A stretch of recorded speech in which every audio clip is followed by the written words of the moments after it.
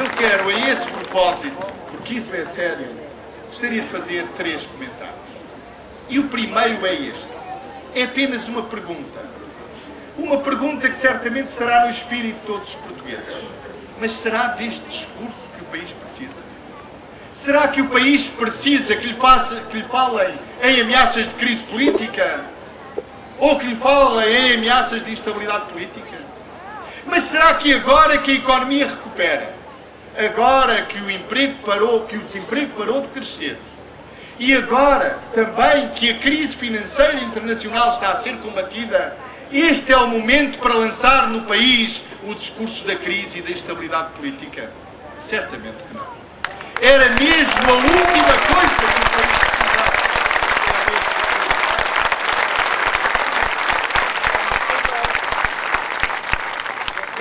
Pelos vistos, no PSD, a tese é da responsabilidade limitada. Principalmente limitada no tempo. Foi uma responsabilidade que durou apenas 3 meses.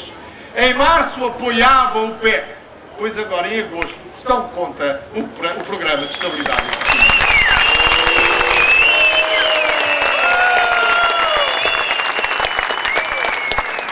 Esse discurso é apenas um discurso com uma total leviandade e com uma total irresponsabilidade que não traz nada de bom ao nosso país. Mas gostaria de fazer um segundo comentário e muito importante. Porque o que me parece é que a introdução, agora, sem razão aparente, afinal de contas parece que tiveram a pensar nas férias de que é que iriam falar e não se lembraram melhor do que vir falar de crise e de instabilidade política. Mas o que me parece é que esse discurso serviu apenas para uma coisa. Serviu para fazer esquecer o projeto de revisão constitucional do PSD. Então, se esse projeto continha o máximo das convicções, dos princípios e dos valores da liderança do PSD, por que razão é que foi abandonado apenas depois de 3 semanas de debate político no nosso país? Por que razão é que foi substituído e que foi esquecido? A verdade é que essas convicções, esses princípios e esses valores não resistiram a 3 semanas de debate político e não resistiram à primeira sondagem negativa a propósito.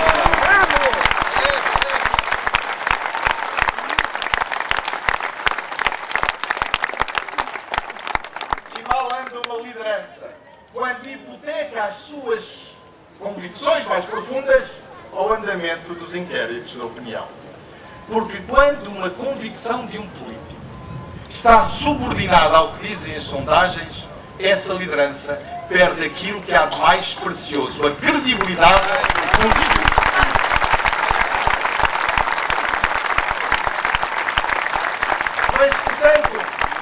Vejo, portanto, que há uma tentativa para fazer esquecer o projeto de revisão constitucional.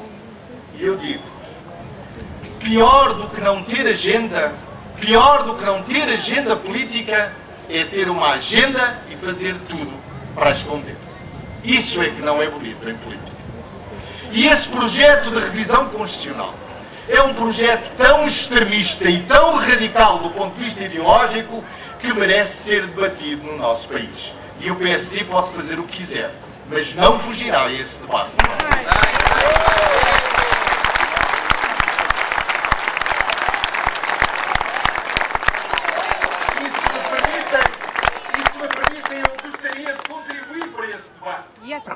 Eu gostaria de contribuir para esse debate fazendo 4 críticas em 4 aspectos fundamentais desse projeto de revisão constitucional, que o PSD disse a todos os portugueses que apresentaria em setembro na Assembleia da República. A primeira crítica é esta. O PSD propõe que o artigo da nossa Constituição que proíbe o despedimento sem justa causa desapareça da Constituição e seja substituído por um outro artigo onde se diz que ficam proibidos os despedimentos, salvo erro, sem razão atendível ou sem motivo atendível. Uma coisa ficamos a saber, é que para o PSD pode-se despedir de forma injusta desde que haja uma razão atendível. A razão pode ser injusta. seja atendível.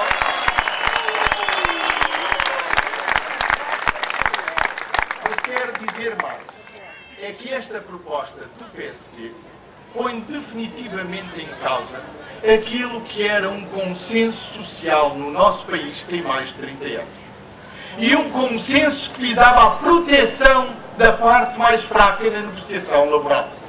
O impedimento de um despedimento individual sem justa causa é uma razão que protege o trabalhador e que, de certa forma, se destina a um equilíbrio na negociação laboral. Nós somos a favor de mais flexibilidade no mercado laboral. E foi por isso que fizemos com coragem, em 2008, uma reforma do nosso Código Laboral, para permitir às empresas maior flexibilidade, para permitir que entre empresários e trabalhadores haja maior negociação. Mas não estamos disponíveis para deitar para o caixote do lixo um consenso social que protege os trabalhadores e protege os trabalhadores e cria um equilíbrio social, aceitando que o despedimento possa ser por motivo atendível, apesar de ser injusto. Isso não estamos disponíveis para aceitar.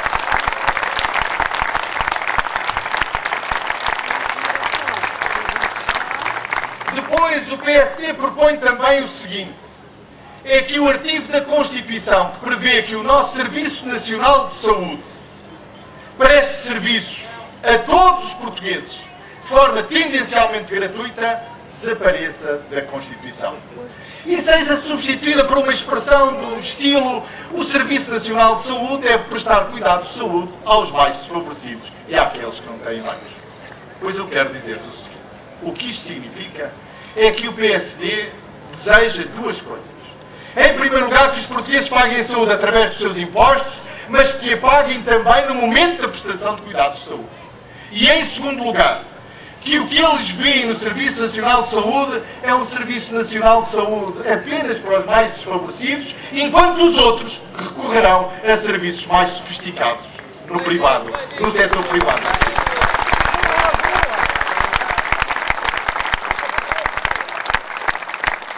Ora, acontece que isto é uma das discussões mais sérias que temos que ter no nosso país. Porque eu quero dizer-vos o seguinte: o Serviço Nacional de Saúde é, porventura, o serviço público que melhor encarna, que melhor expressa um dos ideais mais nobres das sociedades democráticas modernas. É o ideal de termos igualdade no acesso ao tratamento, igualdade no acesso a cuidados de saúde, igualdade no acesso ao tratamento do sofrimento e da dor. E porquê é que as sociedades pretendem isso? Porquê é que pretendem que todos sejamos iguais nisso? Por uma razão muito simples. É que nós somos daqueles que defendem que a dignidade da vida humana e o combate ao sofrimento deve ser a peça essencial sobre o qual, sobre esse valor, se edificam as sociedades modernas.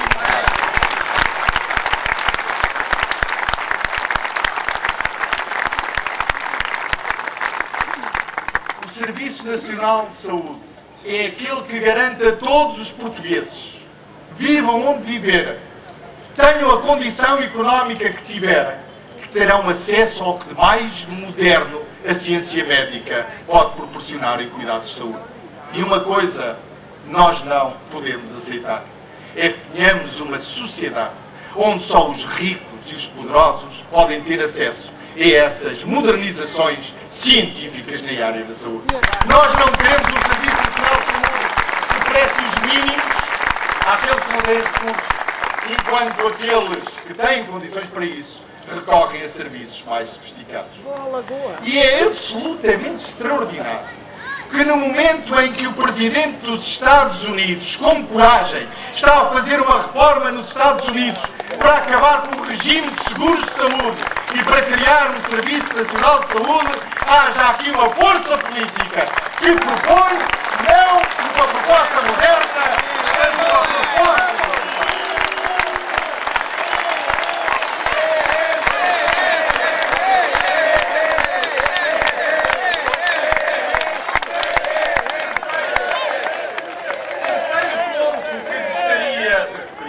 Terceiro ponto, e também muito importante. Há um artigo da nossa Constituição que diz que o Estado tem a obrigação de promover educação para todos os portugueses e deve fazê-lo através de uma rede pública de educação. O PSD propõe que, embora o Estado continue com essa obrigação, que seja eliminada da nossa Constituição a disposição que obriga o Estado a criar uma rede pública de educação. Ora, se bem percebo, o que o PSD pretende é que o Estado fique dispensado de investir na escola pública e que faça o seguinte, que financie os privados e os públicos da mesma forma, consoante os desejos de cada um.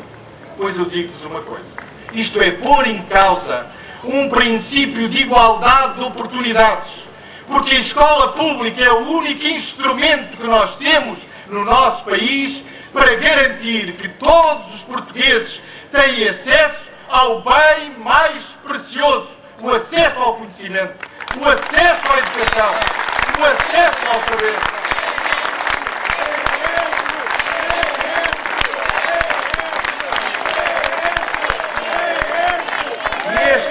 E este é, porventura, o legado mais importante que nós recebemos da nossa República desde que ela foi fundada. Em 1910, quando foi instaurada a República em Portugal, uma das ambições mais nobres dos republicanos foi a instrução pública, a instrução para todos. E isso fez-se com base na escola pública portuguesa, pois nós queremos manter uma escola pública porque é a única forma de garantirmos que entre todos os portugueses há igualdade no acesso ao bem mais precioso para a cidadania, o acesso ao conhecimento da educação.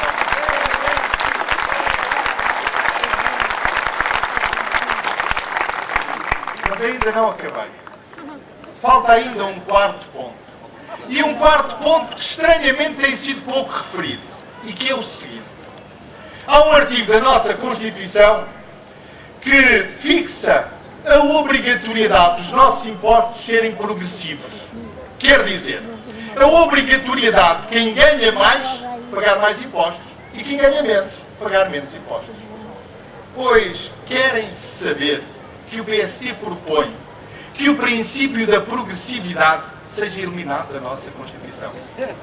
A proposta do PSD é eliminar o artigo 104 da nossa Constituição, que justamente impõe que aqueles que mais ganham paguem mais impostos e os que menos ganham paguem menos impostos.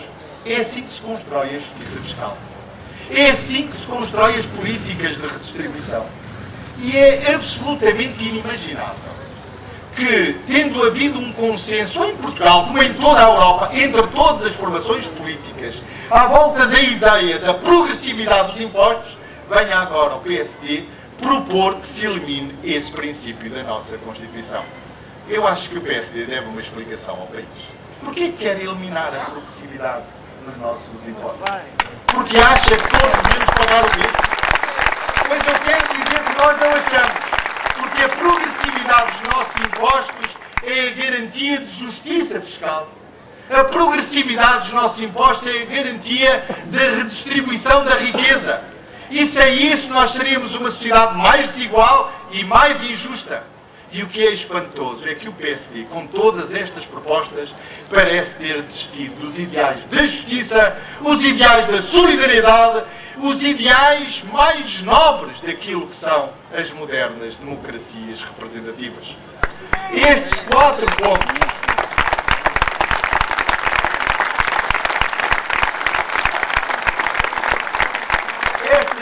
razões que me levam a falar nisto agora. Porque este projeto é talvez o projeto mais radical e mais extremista do ponto de vista ideológico alguma vez apresentado no nosso país. E quero que fique claro a nossa oposição a este projeto. Não estamos de acordo com a eliminação da justa causa para o despedimento da nossa Constituição. Não estamos de acordo com o Serviço Nacional de Saúde que funcionaria apenas para aqueles que precisam. Não estamos de acordo com a eliminação da obrigatoriedade de o Estado ter uma rede pública de educação. E não estamos de acordo com a eliminação do caráter progressivo dos nossos impostos. E se há para aí alguém no PSD que pensou que podia fazer uma negociação com o Partido Socialista, trocando a revisão constitucional por qualquer apoio para qualquer orçamento de Estado, desengane-se, porque nós não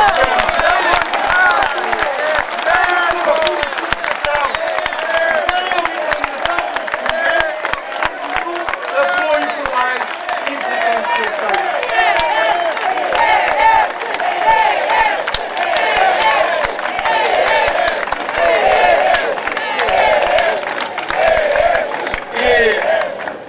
Meus caros amigos, quero fazer um último comentário. E um comentário relativamente a esse discurso que trouxe a crise e a instabilidade política para o discurso político português. E é para dizer apenas isto. É para dizer que o PS não teme, nem cede a nenhuma chantagem, a nenhuma ameaça, nem a nenhuma.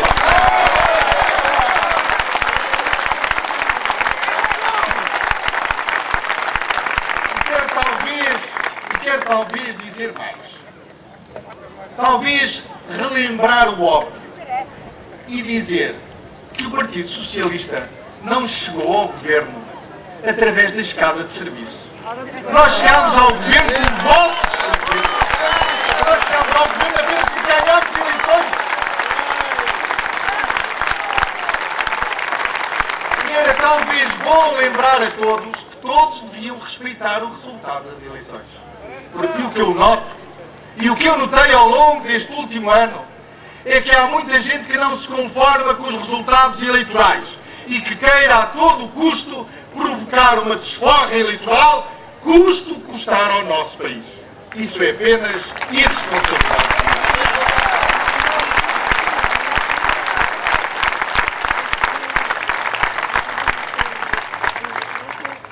Para nós, a democracia é o regime da tolerância, é o regime do poder limitado, é o regime do diálogo, é o regime do compromisso.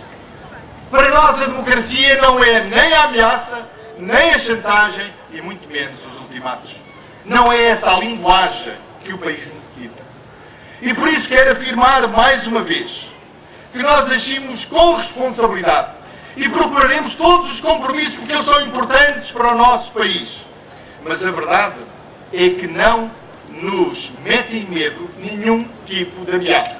E o Partido Socialista está há muitos anos na política para se deixar assustar com ameaças ou para se deixar assustar com aquilo que parece ser apenas um torneio de afirmações categóricas feitas mais para afirmações pessoais do que propriamente para servir a política no nosso país. Meus caros amigos, o importante neste momento é lembrar o nosso caminho. E o nosso caminho é o caminho da responsabilidade. Venho aqui trazer-vos uma mensagem de confiança. Sim, confiança na responsabilidade.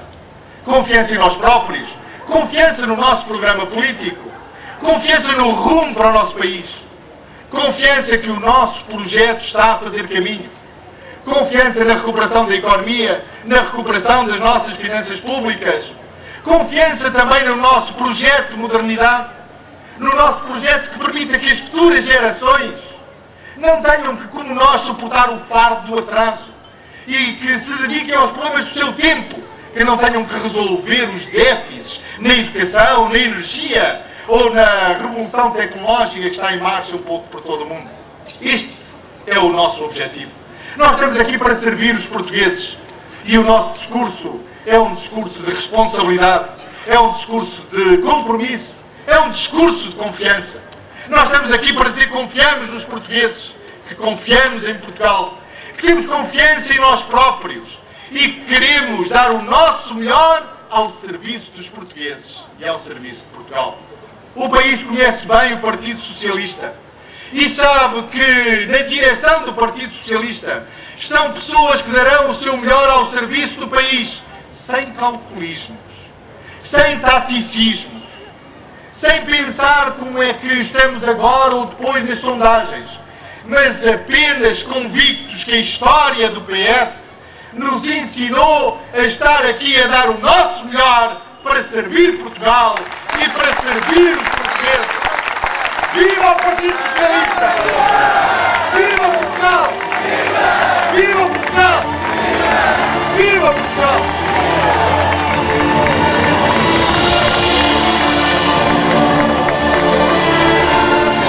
É este o nosso homem, Sócrates.